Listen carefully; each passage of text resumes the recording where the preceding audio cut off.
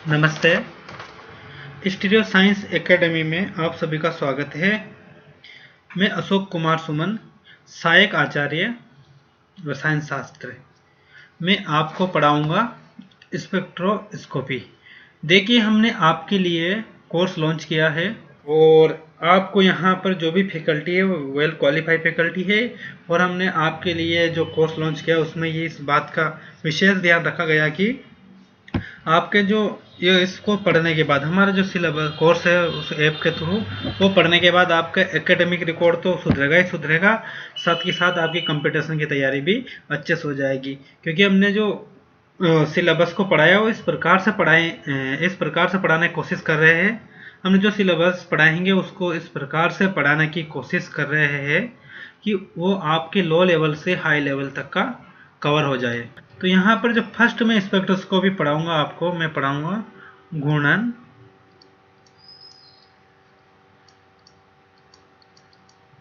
Spectroscopy. Got it? घूर्णन spectroscopy. अब घूर्णन स्पेक्ट्रोस्कोपी में जो फर्स्ट बात आती है अपनी, घूर्णन स्पेक्ट्रम किसको बोलेंगे? Got it? तो ये है, आ जाती है अपने अपन किसको बोलेंगे घूर्णन स्पेक्ट्रम। देखिए, किसी पदार्थ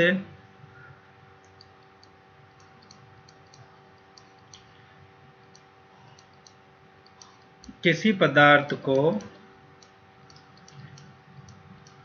दी गई ऊर्जा यदि अणु में घूर्णन उत्पन्न कर सकती है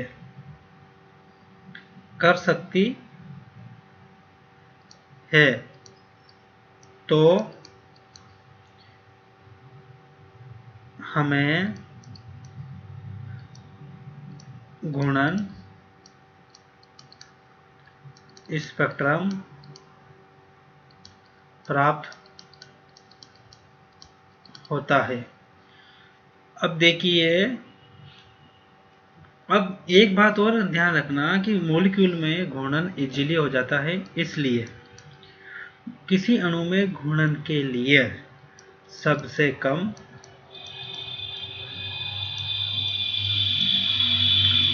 ऊर्जा की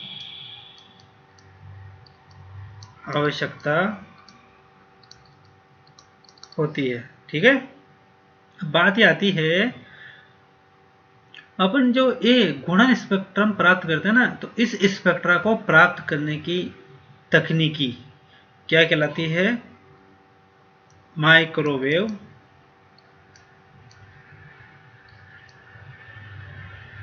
स्पेक्ट्रोस्कोपी कहलाती है। क्योंकि ये जो घूर्णन स्पेक्ट्रम होता है इसके लिए सबसे कम ऊर्जा की आवश्यकता होती है और सबसे कम ऊर्जा अपन को सूक्ष्म तरंग क्षेत्र अथवा माइक्रोवेव रीजन से मिलती है। अब कंडीशन, जो अपने पास नेक्स्ट बात है कंडीशन। तो कंडीशन में देखिए, अगर अपन देखें तो अपन को ये भी तो पता होना चाहिए कि कौन से तो अणु घूर्णन स्पेक्ट्रोस्कोपी देंगे और कौन से अणु नहीं देंगे। तो इसके लिए कंडीशन है कि ऐसे अणु जिनके पास स्थायी द्विध्रुव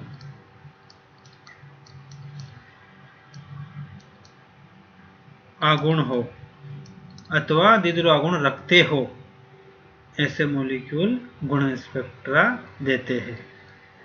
ऐसे मॉलिक्यूल घूर्णन स्पेक्ट्रा देते हैं। ठीक है, आणविक अणु, द्विपरमाणुक अणु। देखिए, है ना, इसको किस प्रकार दे रहा हूं मैं? एक दरार घूर्णी या दरड़ रोटेटर, ठीक है। इंग्लिश में बोले अपन बोल सकते इसको diatomic molecule as a rigid rotator. Got it? है ना। अब इसके लिए मैंने ये देखिए एक डायटोमिक मॉलिक्यूल लिया, मान लिया जाए इसमें दो एटम है, एक तो ए और एक बी।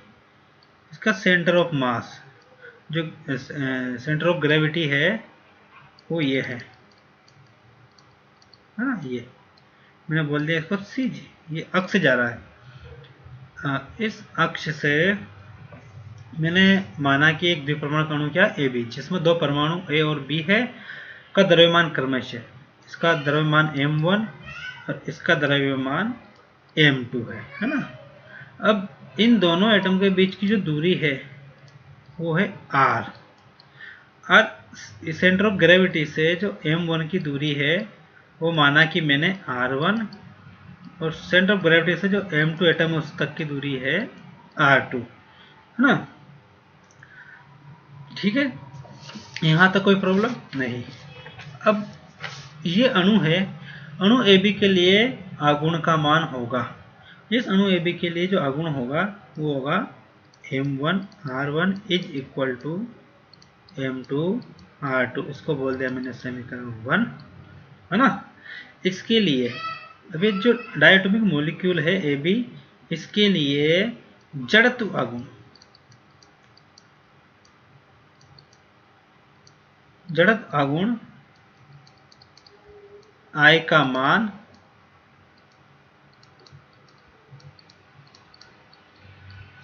I का मान निम्न होगा।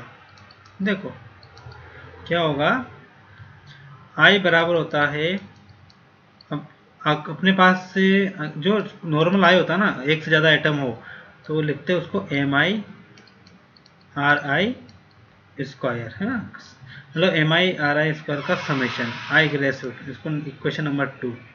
Got it. अब यदि मैं बात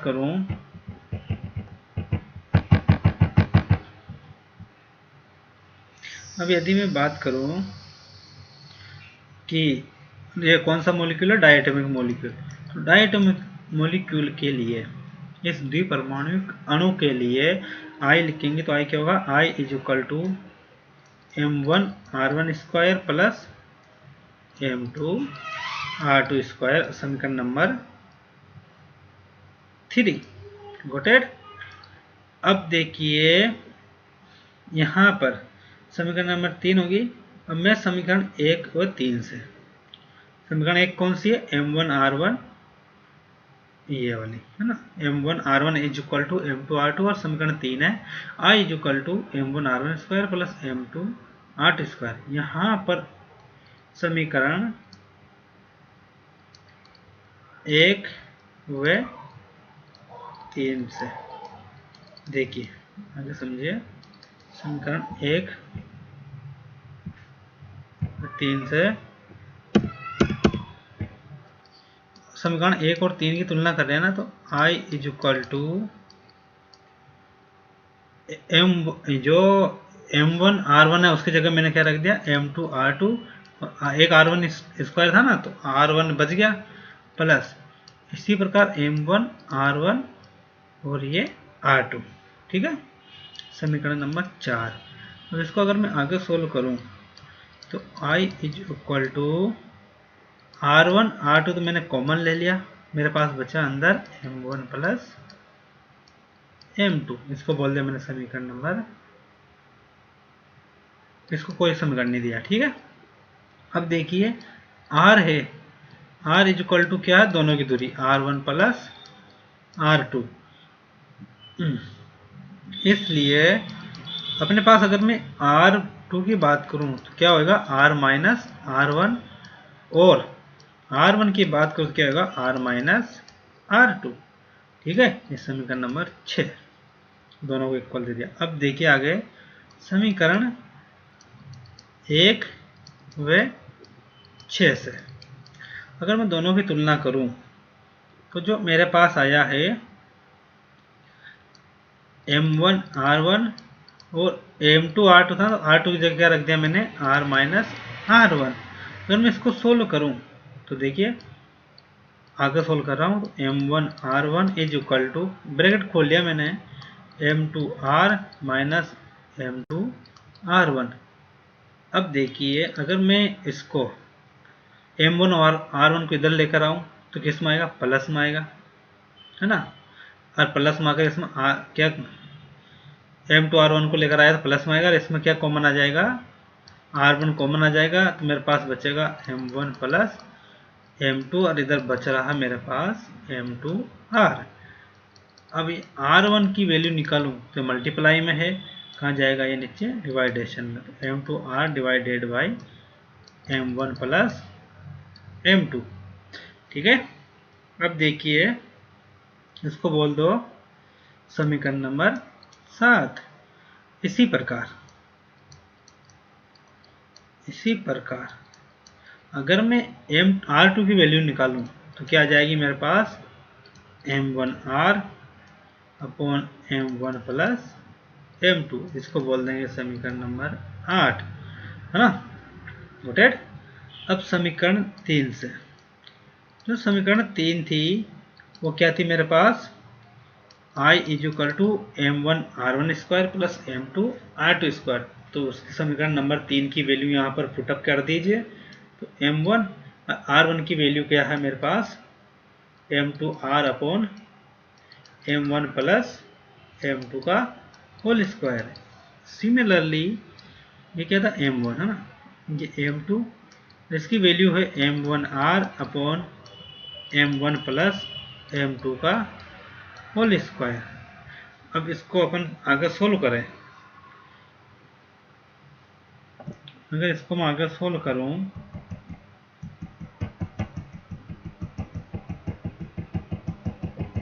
देखो ये वैल्यू आ गई।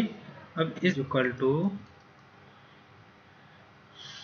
इसको ब्रैकेट को खोला मैंने, तो M1 M2R upon M1 plus M2 का होल स्क्वायर, और ये M2 स्क्वायर और R स्क्वायर, है ना। इसी प्रकार ये M2, इस ब्रैकेट को खोलेंगे तो M1 square R square upon M1 plus M2 का होल स्क्वायर। अगर अपन इसका क्या लेंगे, यहाँ तो आप कॉमन ले लो, यहाँ लेसे ले लो, है ना। तो मैंने कॉमन लिया, लेसन लेकर क्या लिया, कॉमन। ऊपर से तो मैंने कॉमन लिया, क्या लिया, R स्क्वायर और M1 M2 कॉमन लिया, और नीचे कॉमन लिया मैंने M1 प्लस M2 का होल स्क्वायर। मेरे पास बचा ऊपर, तो देखिए यहाँ पर तो M1 M2 से कट गया, तो बचा एक तो M2 प्लस इधर बचा मेरे पास ओनली M1। ये M1 M2 से ये पावर कट होगी, और जो I की वैल्यू आई, वो आई मेरे पास M1 dot M2 upon M1 plus M2 dot R square. इसी को अपन लिखते हैं म्यू R स्क्वायर। यहाँ पर ध्यान देने योग्य बात यह है कि इसको तो मैंने नंबर दे दिया I is equal to mu R square को, समीकरण नंबर 9। यहाँ पर ध्यान देने योग्य बात यह है कि जो म्यू है, यहाँ पर म्यू इज इक्वल टू क्या आया, अपने किसको माना है, M1 M2 upon M1 plus M2, इसको म्यू माना है, और इसे ही अपन बोलते हैं अणु का समानित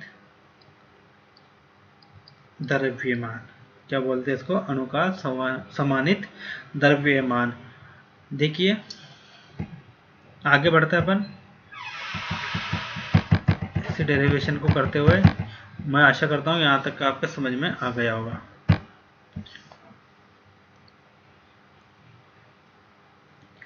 संवेग।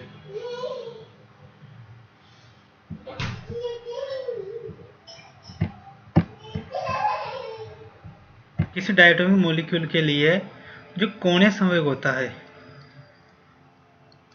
कोणीय संवेग वो कितना होता है? L = I omega. यहाँ पर जो ओमेगा है, यहाँ पर जो ओमेगा है वो क्या है? कोणीय वेग।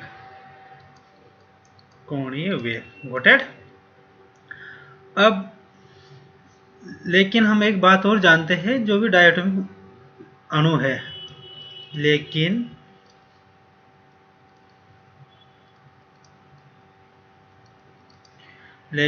अणुओं के कोणीय संवेग क्या होते हैं? क्वांटीकृत होते हैं। अतः L = √J × J+1.h/2π। समीकरण नंबर 10। ये होता है उनकी इक्वेशन, है ना। अब L बराबर I ओमेगा, L की वैल्यू है अपने पास ही है, ठीक है। यहाँ पर जो J है ना, J क्या है? यहाँ पर J क्या है? घूर्णन क्वांटम संख्या। Got it? अब देखिए, अब मैंने यहाँ तक तो कर लिया। अब निकालते अपन energy level of a rigid rotator.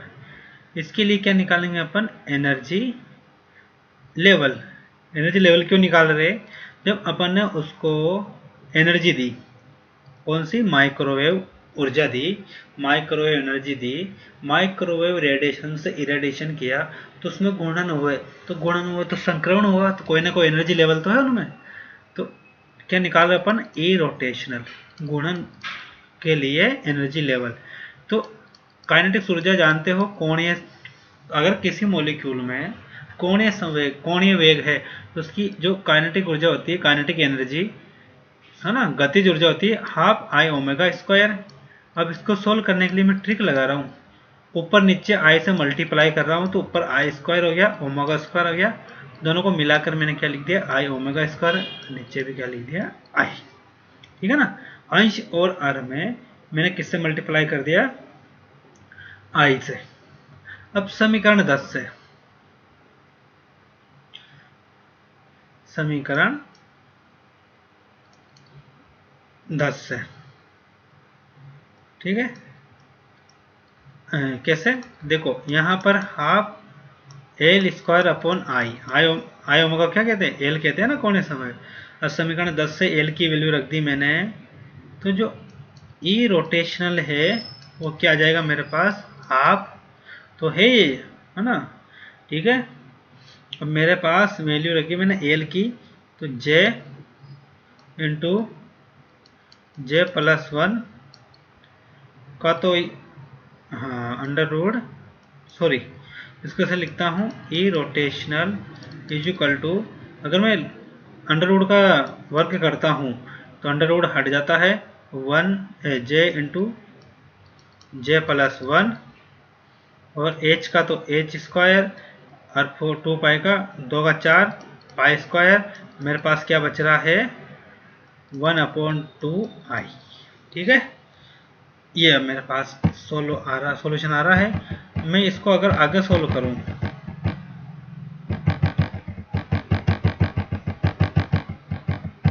देखिए इसको अगर मैं आगे सोल्व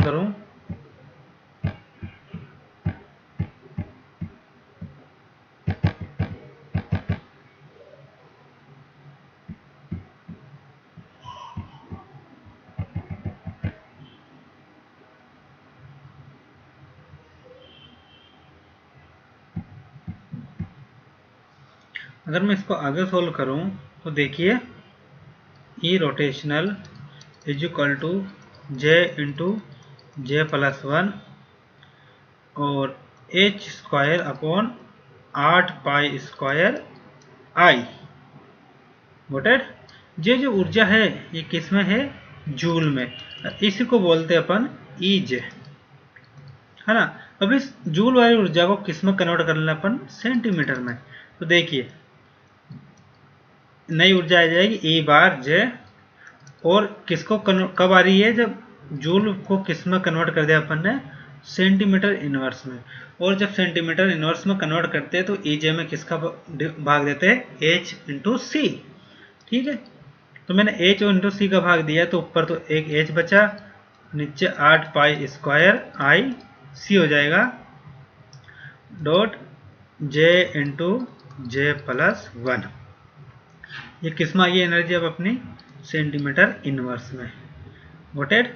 अब देखिए इसी को मैंने क्या लिख दिया, जो ए जे बार और एच अपॉन 8 पाई स्क्वायर आई सी है, इसमें एच भी कांस्टेंट है, पाई भी कांस्टेंट, आई भी कांस्टेंट और सी भी कांस्टेंट। तो इसको मैंने एक नया न्यू कांस्टेंट लिख दिया बी। क्या बना दिया इसको? मैंने बी मान लिया, बी जे इंटू जे प्लस 1। किस में आ गई मेरे पास एनर्जी? सेंटीमीटर इनवर्स में। अब बात ये आती है यहाँ पर बी क्या है? तो यहाँ पर बी इज इक्वल टू क्या है मेरे पास? एच अपॉन 8 पाई स्क्वायर आई सी। और इसी बी को क्या माना मैंने? किस में है? सेंटीमीटर इनवर्स में। और इसी को बोलते हैं अपन गुणन स्थिरांक। ठीक, गॉटेड। अब ऊर्जा लेवल के लिए ऊर्जा निकाल लेते हैं। जे बराबर 0 के लिए अगर मैं ई बार 0 लिखूं तो क्या आएगी? जे की वैल्यू रखूं तो 0 into 0 plus 1 is equal to 0 centimetre inverse. और जे बराबर 1 फर्स्ट लेवल के लिए जो ई बार फर्स्ट आएगी वो आएगी, देखिए B dot 1 into 1 plus 1 is equal to 2b centimetre inverse.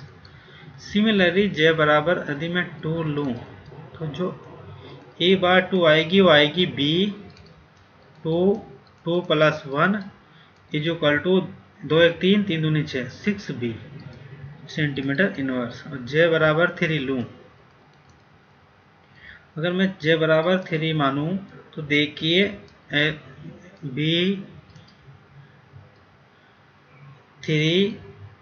3 plus 1 is equal to 12 centimetre inverse, sorry 12b और 12b सेंटीमीटर इनवर्स। ये ऊर्जा लेवल की ऊर्जा आ गई। अब इनमें जो चयन नियम है और इनमें जो कौन सा संक्रमण कैसे होंगे, अनुमत संक्रमण कौन से है और दूसरे वाले कौन से है, ये सब अपन नेक्स्ट वीडियो में कंसिडर करेंगे। आज के लिए यही काफ़ी है। धन्यवाद।